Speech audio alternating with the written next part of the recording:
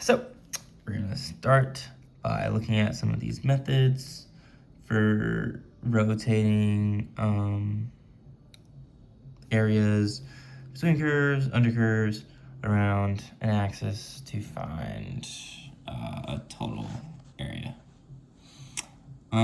So basically, the first one we'll go over shell method. This is when you're gonna take vertical lines or vertical slices, because basically what we're doing here is taking slices of this shape that we see, and we're trying to add up their area to figure out the area of like the total thing. But the way of doing this one, it's, we're trying to take as many as possible, because the more you take, the more accurate it is, and rotating around 360 degrees is by taking the integral of this function. So this also works for like if you wanted to make it like of y instead of x. So for flipping over the x-axis, this here works, or you could just say this would be f of y at the end instead of the f of x, and that would work as well, and then the radius would just be y. So then moving on to the washer method. So let's say we have, also, so this one actually this will actually work for rotating around a vertical axis, because the shell method is the only method in which our slices are taken parallel to the axis. So for something like the washer, it's taken perpendicular. So in this case, let's say we could honestly just probably do the same kind of function. I'm not gonna be too specific with these because we'll get specific with our examples. So what we're gonna do is we're rotating it around this way, right? So it's gonna look like this with like a circle. It's gonna be something like this, right? And it's gonna have like that space. So it'll actually kind of be like this. It's gonna have a space up top, in the middle. So it's gonna be around here. So what we're gonna do is we're gonna take a line straight across, pretty much straight across slices, and that slice, when we turn it over, is gonna look like this, like a washer. And so the way we do that is with this formula, where we have our pi times f of x squared minus g of x squared, and g of x is the inner function, or the inner radius, and then f of x is the outer function, the outer radius. So basically what we're trying to find here, if we're rotating around, let's say, the y-axis, is the distance between this axis, and this would be the inner function because it's closer. So that would be our g of x. And then also the distance between this and f of x, which is going to be this right here. So, yeah. And then, so moving on to the shell method. Not the shell method, sorry, the disk method.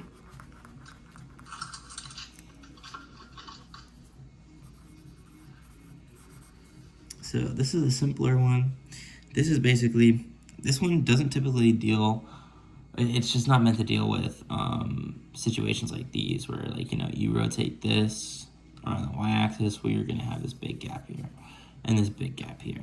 This is for functions such as, if we rotated, this is kind of meant to represent y equals the square root of x, and we have all this area under here, and we're rotating this around the x-axis. So then we're going to use the formula v equals x of b prime of f of x squared. So it's kind of like the washer method if you didn't have something to like minus it. So this will typically, this line right here, so this is like, you know, x equals something. This will typically be like another function. It might look something like this, and you're gonna take this inner function all the way to the end, outer function, something like that. Add a little bit more clarity. This wasn't a great example. So yeah, it does have that similarity to this. It's just basically without, you know, this being here for the gap. So it's just a disk. We're just taking this, in this sense, it'll be taken vertically. You can turn it this way to make it make more sense. But yeah, so these are the functions we're going to be using to solve our problems, and I have a few examples that we'll start. So it's going to be between y equals 37x squared and y equals 0. This is how I like to write it. You can write with more words in between. I feel like this is just an easy way I write, you know, my two functions, and then I say from, in this, for this question, it's x equals 0 to x equals 0.2. So we're going to draw this out first, and it's going to look something like this. This will be very steep, and then this. And we're going to be taking cylindrical or shells, kind of like this, right? So the distance or the height of this shell is going to be, well, from here, so let me make this.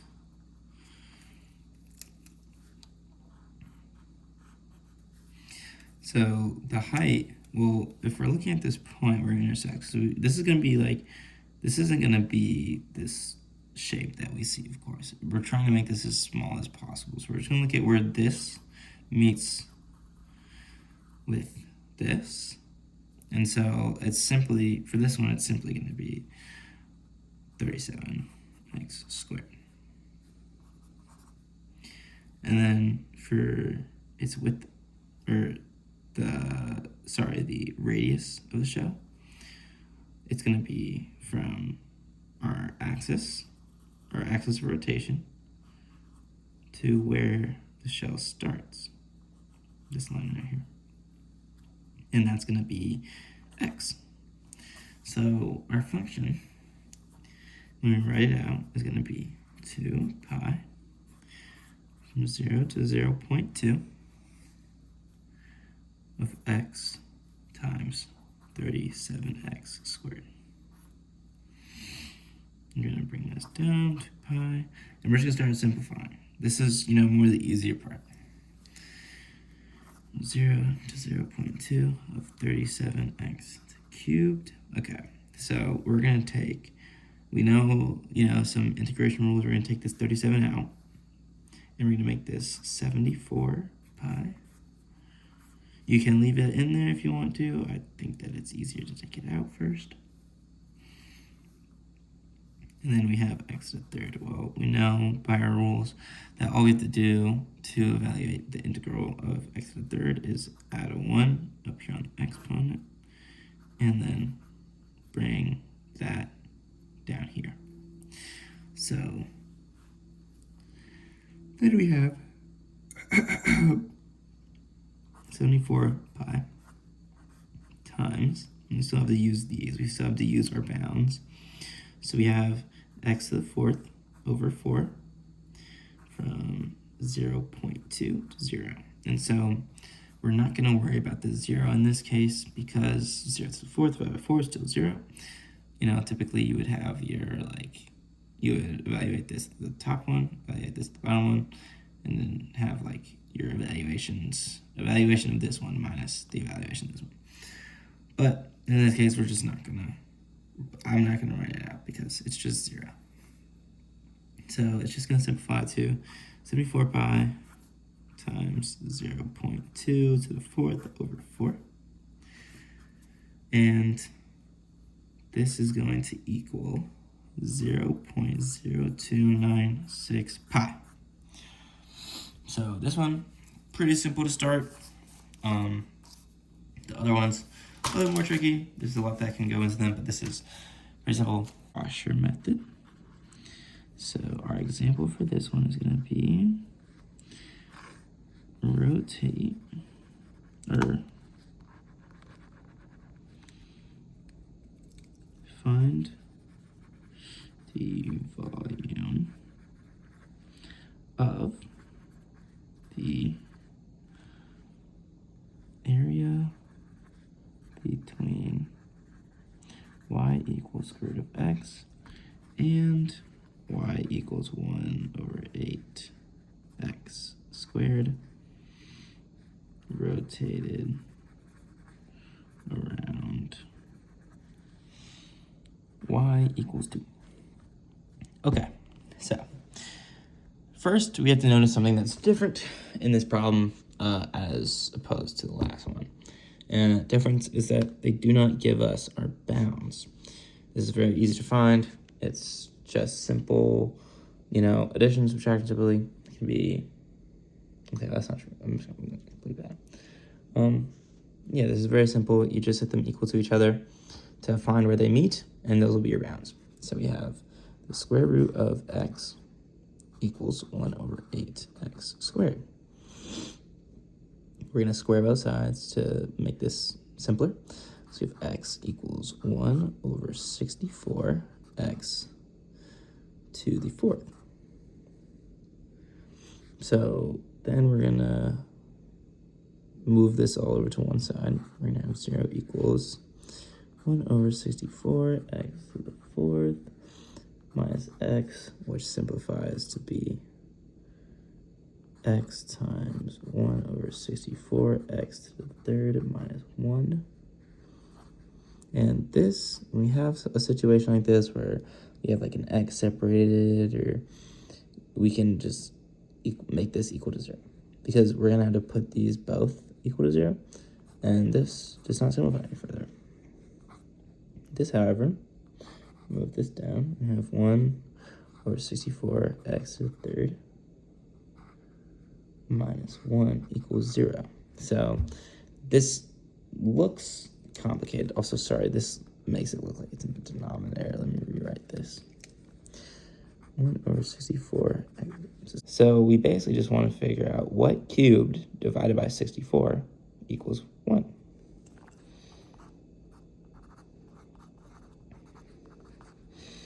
And that's just what cubed equals 64, which is 4.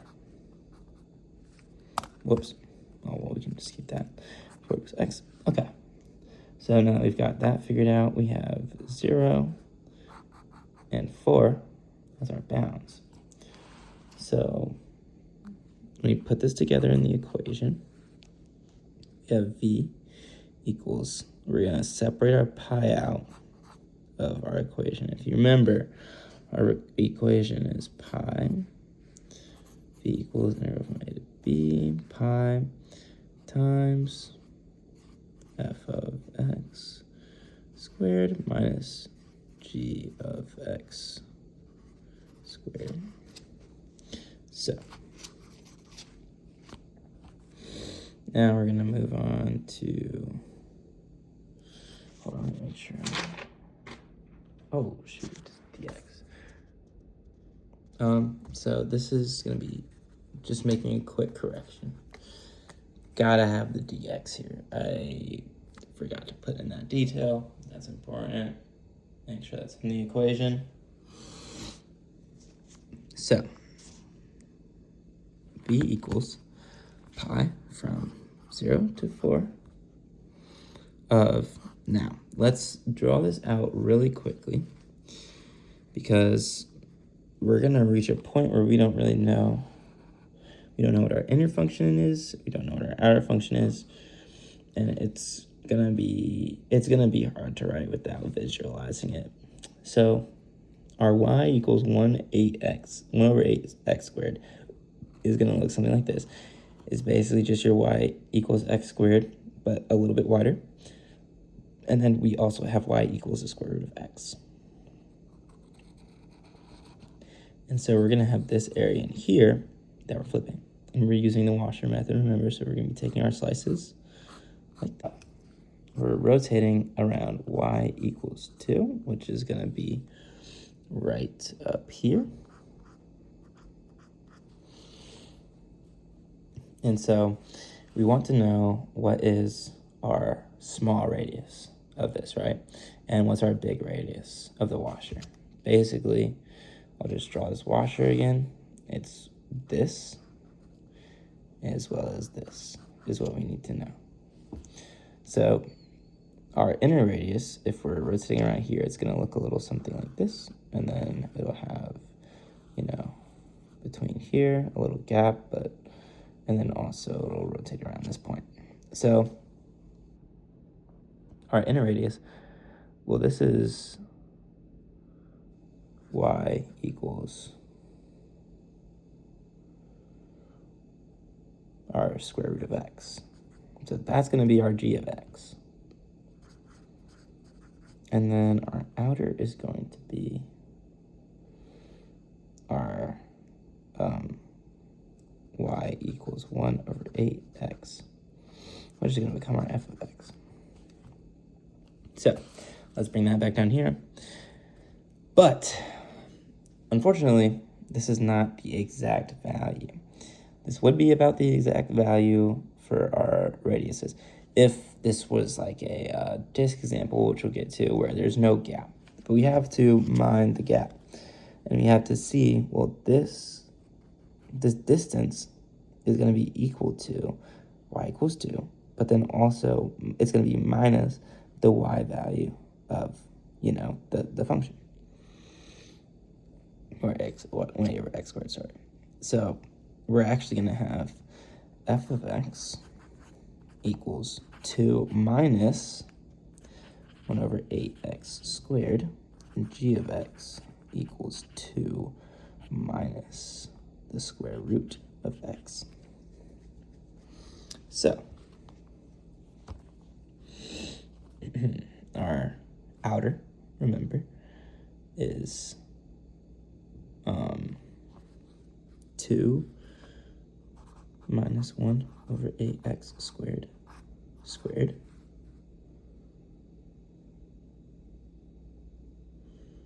And then we have minus 2 minus the square root of x squared dx. We can simplify these to be 4 because we're FOILing. So our first value squared is going to be 4. So then we're going to get, basically, I'm actually going to write this as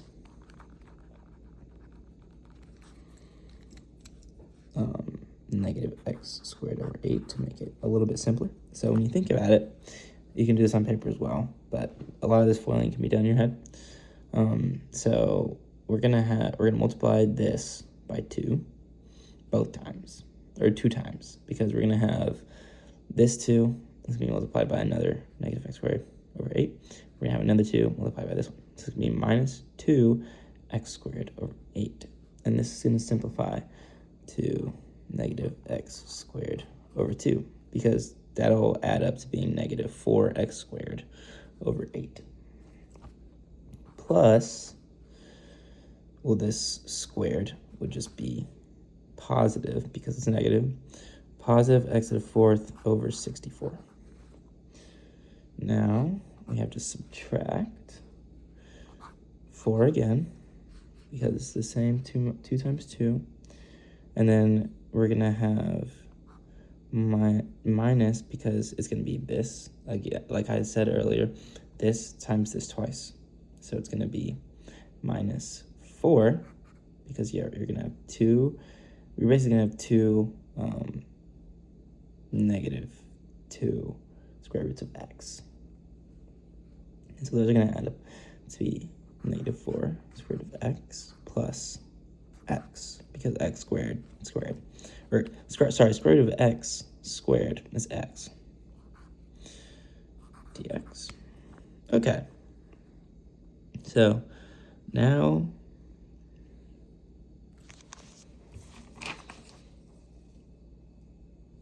also correction here, we need our dx for all of our, before we integrate all of those values.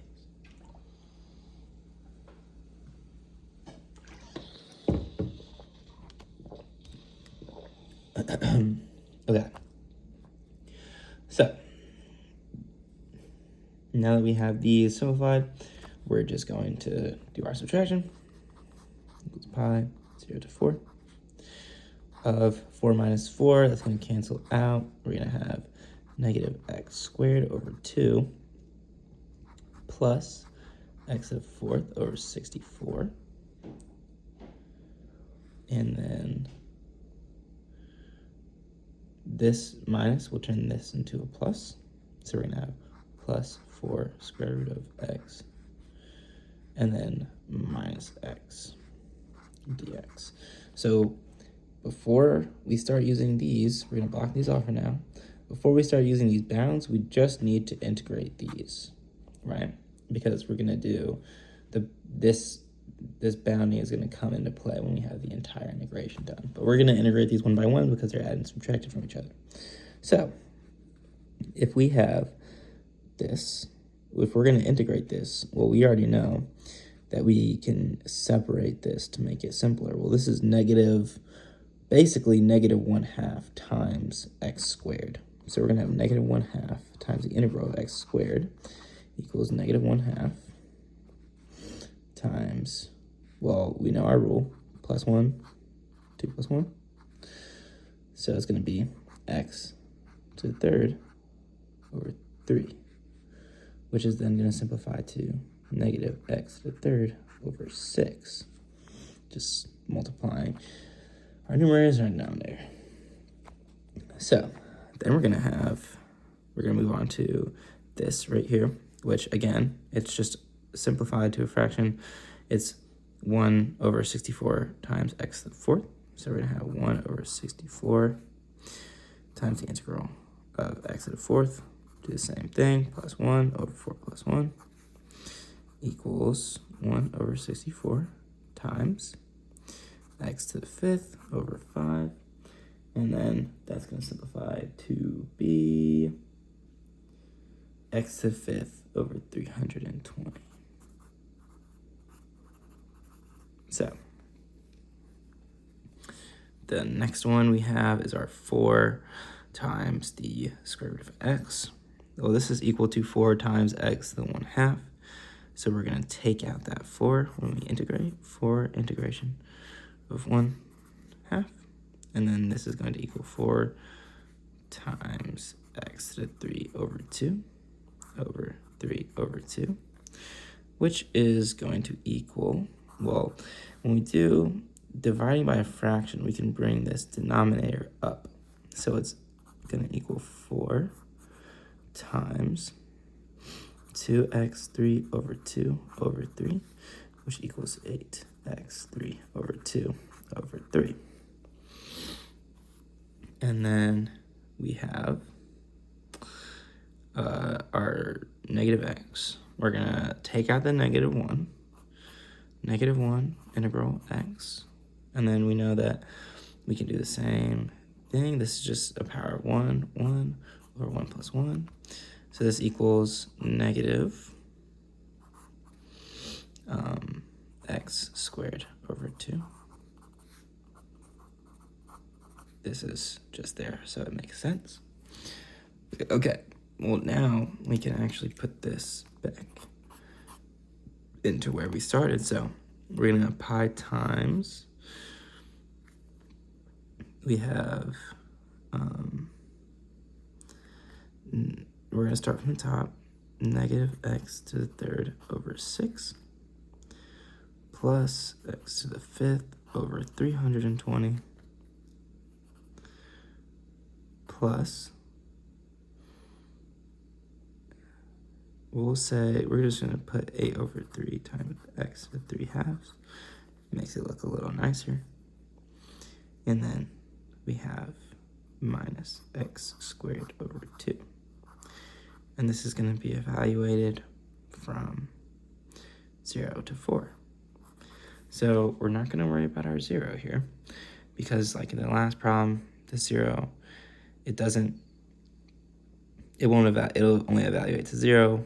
0 times this.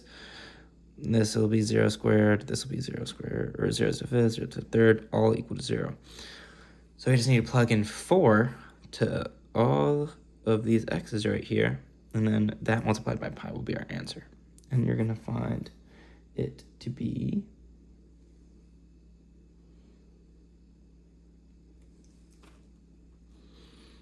I don't know, write this down.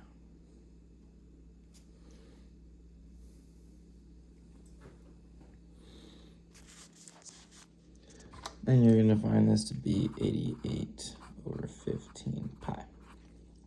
So, last method.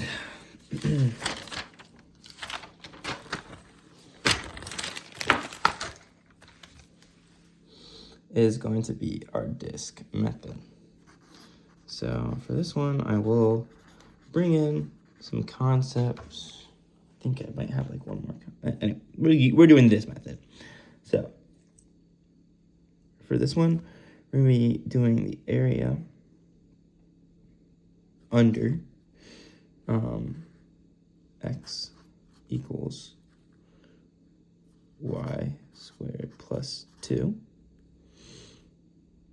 And then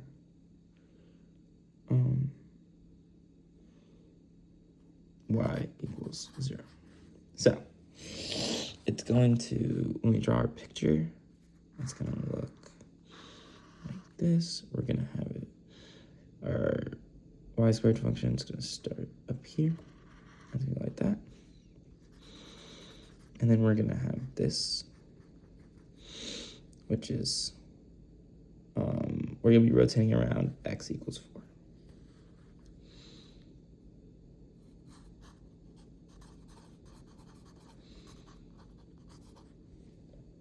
Okay, so, and then it's also going to be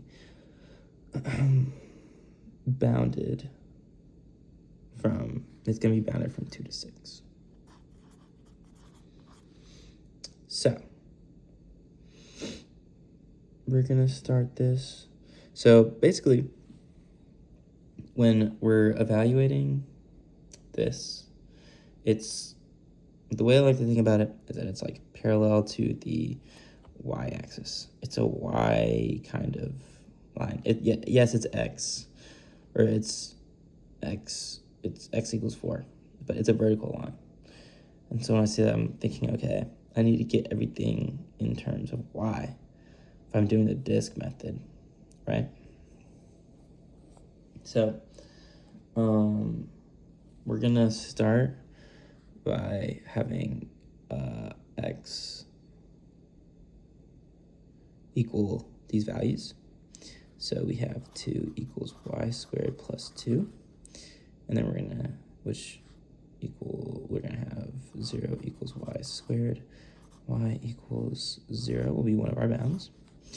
And then we're gonna have 6 equals y squared plus 2. Then we're gonna have 4 equals y squared, 2 equals y. That's our second bound. So our, like we talked about earlier, our disk method is a to b pi f of x squared. Like we said earlier, it's similar to the wash method except with no gap in the middle, so we don't need the inner and outer radiuses. So we're gonna take that pi out, and we're gonna have v equals pi times the integral of 0 to 2 of our function, which is x, equals y squared plus 2. And we're going to square this. So we're going to have equals pi times the integral of 0 to 2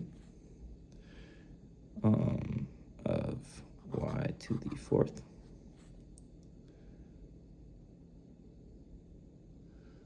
plus 2y squared plus 4. And like I said earlier, we're going to block these off for now. They're going to come in later. We're going to do the regular integrals of these. So the integral of y to the 4th. We're going to do our plus 1 and our 4 plus 1 equals y to the 5th over 5. Then we're going to have the integral of 2y squared, which we're going to turn into 2 times the integral of y squared. We're going to do our plus 1s. And we're going to have 2y to the 3rd over 3.